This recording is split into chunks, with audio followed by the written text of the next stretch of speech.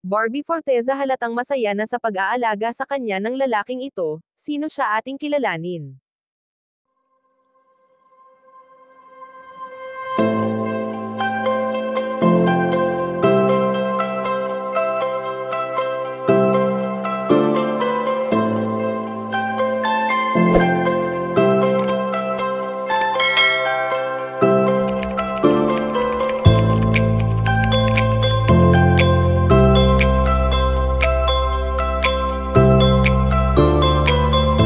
Alam naman natin kung gaano ka-sweet at kalaga ang nag-iisang binibini na si Barbie Forteza at sa harap nga ng kamera ay kitang-kita ang pagiging maalalahanin nito sa isang tao.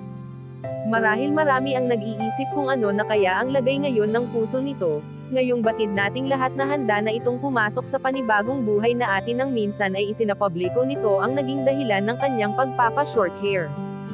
Batid naman nating lahat na mahigit 3 buwan na rin ang lumipas ng opisyal nang naging single si Barbie Forteza at kahit kailan naman ay hindi natin ito nakitaan ng pagiging malungkot, dahil sa nadadala niya ang kanyang problema kahit siya ay mag-isa lamang at never niyang dinala sa kanyang mga trabaho ang nangyaring ito sa kanyang buhay.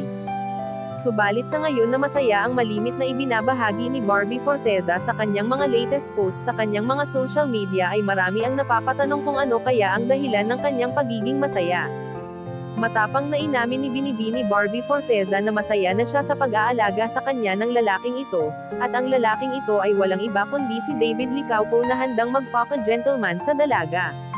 Malimit nating nakikita ngayon ang pagiging sweet ng dalawa para sa isa't isa na talagang gustong-gusto ng mga Barda supporters.